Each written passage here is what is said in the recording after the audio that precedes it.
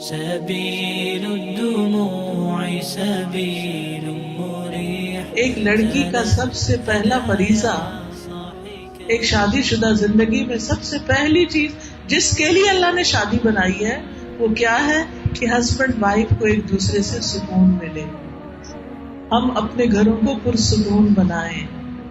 انسان دنیا کے کام کاج کرتے ہوئے تھک جاتا ہے, خصوصاً مرد حضرات باہر جا کر بہت مشکل کام ان کو کرنا پڑتے ہیں. اسی طرح عورتیں بھی اگر کام کرتی ہیں گھر میں اور گھر سے باہر, گھر میں اگر وہ صرف بچے بھی پال رہی ہیں تو زندگی بڑی مشکل ہے, سارا دن تھکا مارتے ہیں. لیکن شام کو جب ہسبینڈ وائف آپس میں ملتے ہیں, اچھی اگر باتیں کریں, ایک دوسرے سے پیار محبت کی بات کریں, ایک دوسرے کے آرام کا خیال کریں, ایک دوسرے کی ضرورت کا خیال کریں, تو آپ دیکھیں گھر جنت بن جائے. لیکن جہاں انسان صرف اپنے ہی آپ کو آگے رکھے کہ میرا آرام, میرا سکون, میری خوشی, میرا سب کچھ, تو وہاں یہ سب کچھ ہو نہیں سکتا.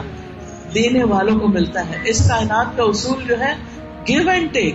جو دینے والے ہوتے ہیں ان کو دعائیں بھی ملتی ہیں اور ان کو واپس بھی ملتا ہے جو وہ اپنے لیے چاہتے ہیں. ایک ہے چھین کے لینا, ایک ہے اپنا حق چھیننا, اپنے حق کے بارے میں بڑے بڑے دلائل دینا اور دوسرے کو کنونس کرنے کی کوشش کرنا. اس سے کم ہی مسئلے حل ہوتے ہیں. دوسرا اگر مان بھی جائے تو دینے کو تیار نہیں ہوتا. دینے کے لیے ضمیر جگانا پڑتا ہے اور دل جیتنے پڑتے ہیں, اور وہ دل محبتوں سے جیتے جاتے ہیں. پھر آپ دیکھیے اللہ تعالیٰ فرماتے ہیں وَجَعَلَ بَيْنَكُمْ مَوَدَّةً وَرَحْمَةً, اس نے تمہارے درمیان محبت اور رحمت ڈال دی. یعنی تمہارے دلوں میں ایک دوسرے کے لیے محبت بھی ہے اور ایک دوسرے کے لیے ایک کنسرن اور کیئر بھی ہے.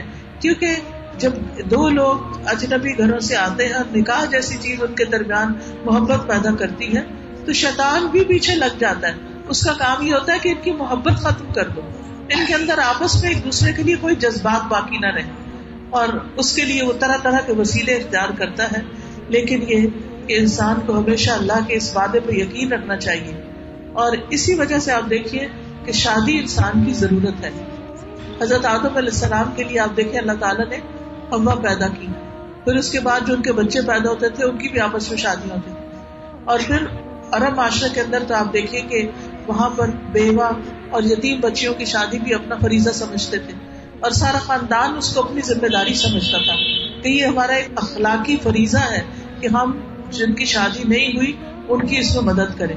کیونکہ ہر انسان کو ایک ساتھی چاہیے ہوتا ہے, ایک کمپینین چاہیے ہوتا ہے جس کے ساتھ وہ اپنے راز شیئر کر سکے, جس کے ساتھ وہ اپنے دکھ سکھ جو ہے ان کو ذکر کر سکے, اور وہ ایک دوسرے کے لیے ٹرسٹ کا باعث بھی ہو, اعتماد کا ذریعہ بھی ہو.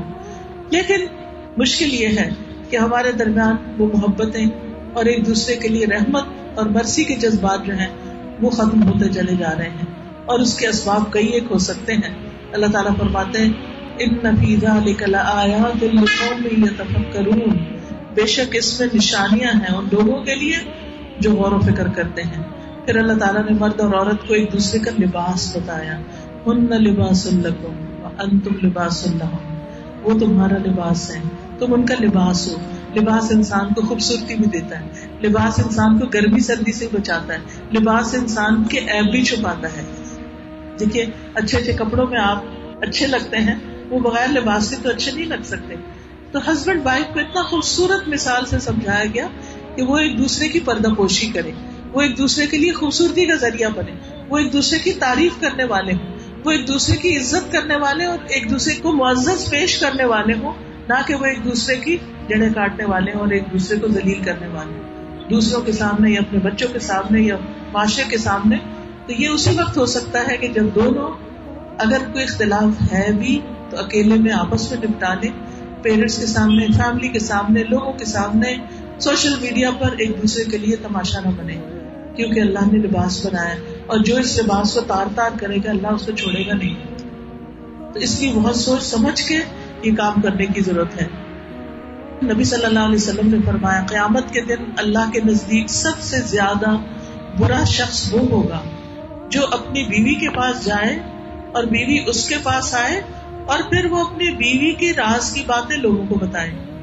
یعنی اگر کسی بیوی نے کانفیڈینس میں لے کے ہسبینڈ کو کچھ بتایا ہے تو وہ ساری دنیا میں نشر کر دیں کہ میری بیوی ایسی ہے, ایسی کہتی ہے, ایسی کرتی ہے. اندر کی پرائیویٹ بیڈ روم کی باتیں وہ اپنے پیرنٹس سے شیئر کریں. اور اسی طرح بیوی کے لیے جائز نہیں کہ وہ بیڈ روم کی باتیں جا کے اپنے گھر والوں سے شیئر کریں یا دوستوں سے شیئر کریں.